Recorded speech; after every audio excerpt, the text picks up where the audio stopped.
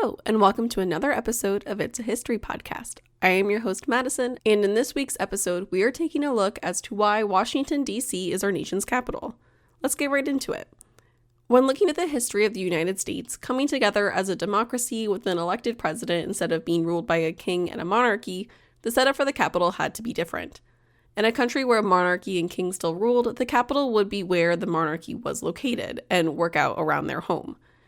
In the earlier look as to what the nation would become, it was soon realized that the capital city would need to be a federal city, not a city that was controlled by a state or government, so that no one state would have more of an advantage over the other states. The framers of the Constitution left the actual location of the capital city out of the Constitution, but did clarify that Congress should have the power to, quote, exercise exclusive legislation in all cases whatsoever over such district not exceeding 10 miles square, as may by cession of particular states and the acceptance of Congress become the seat of the government of the United States. Prior to our capital being located in Washington, D.C., our capital was actually located in Philadelphia, Pennsylvania. But why did we move the capital from Philadelphia to Washington, D.C.? That would be thanks to the Residence Act of July 16, 1790.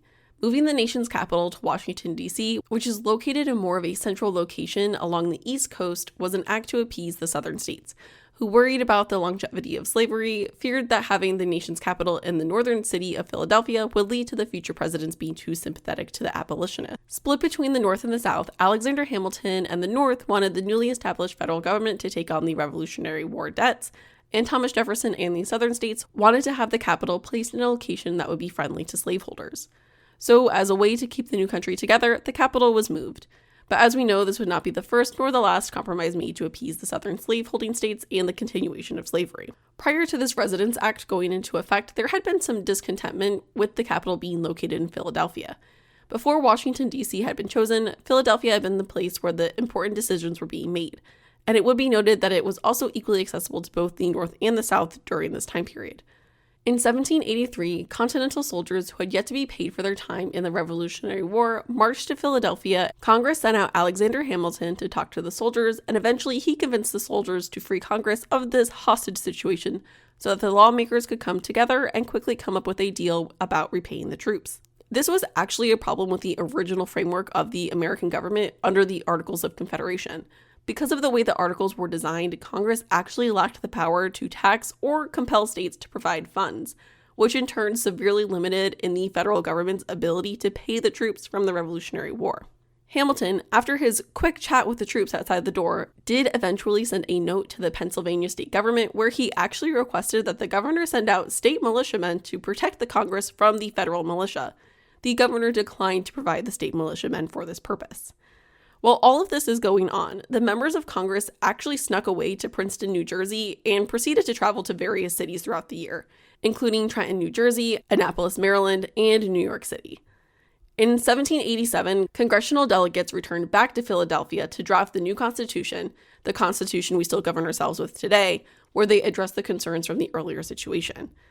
And while the decision was made that the capital would be relocated to an, at the time, undeveloped area along the Potomac, the city of Philadelphia would remain the capital city for an additional 10 years. President Washington and President John Adams lived in what is described as a modest house in Philadelphia near the area where Congress was located. Philadelphia would remain the nation's capital up until June 11, 1800. Let's look at the creation of Washington, D.C., because unlike some other capital cities, Washington, D.C. was a highly planned city. It would actually be George Washington himself that would pick the spot along the Potomac. The land that would eventually become Washington was originally inhabited by two different Native American villages, one being the Natochtank village that was a major trading center, the other being the Namaroquina. 40 years after first contact by Europeans, the land was home to only a quarter of the Native Americans that resided here in 1608. In our present day, there are about 4,000 Native Americans that live in Washington, D.C. Washington, D.C. would be established as the nation's capital by the Constitution of the United States.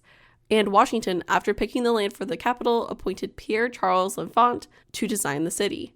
The location of the new capital city was announced January 24, 1791. L'Enfant presented a bold modern city reminiscent of his native Paris.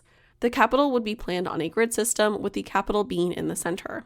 The young city would eventually be burned in the War of 1812 with the newly completed White House, the Capitol, and the Library of Congress with all of its books burned to the ground. Thomas Jefferson did later replenish the library by selling his own personal library for $23,950 in 1815. After the War of 1812, the city remained relatively small, especially when it came to permanent residents. And it would actually get even smaller when the Virginia Peace was retroceded after the voters in Alexandria elected to leave D.C. They felt as if the development on their side of the river had been neglected.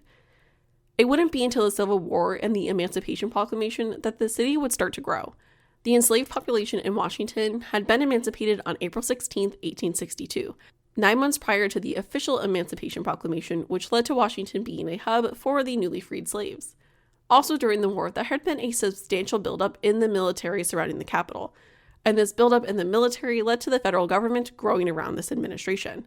After the Civil War, the capital absorbed Georgetown and the surrounding rural areas that were outside the original plans made by L'Enfant. In 1901, the decision was made to fully complete L'Enfant's original designs. This completion meant that there was a redesign and an expansion of the National Mall, and the city itself continued to expand well into the 20th century. Did you know that while it's the nation's capital, the citizens of Washington, D.C. actually lack full self-governance? The citizens of Washington, D.C. are limited to a non-voting delegate in the House of Representatives. It wouldn't even be until 1964 that the citizens of Washington, D.C. would allow to vote in a presidential election, and its first mayor was elected in 1973. And with that, that's where I'm going to end today's episode. Sources for today's episode include an article from the National Constitution Center titled How Philadelphia Lost the Nation's Capital to Washington, an article from the White House Historical Association titled Where, Oh Where Should the Capitol Be? The Seat of the Government and Expanding Nation by Robert Grogg. Thank you for listening to this week's episode. If you liked what you heard, head over to Spotify or Apple Podcasts and leave a review. If you have any questions, comments, or topic ideas, you can email me at itsahistorypodcast@gmail.com. You can also find me over on Instagram and Threads. Thank you again for listening to this week's episode, and I hope to have you in the next one.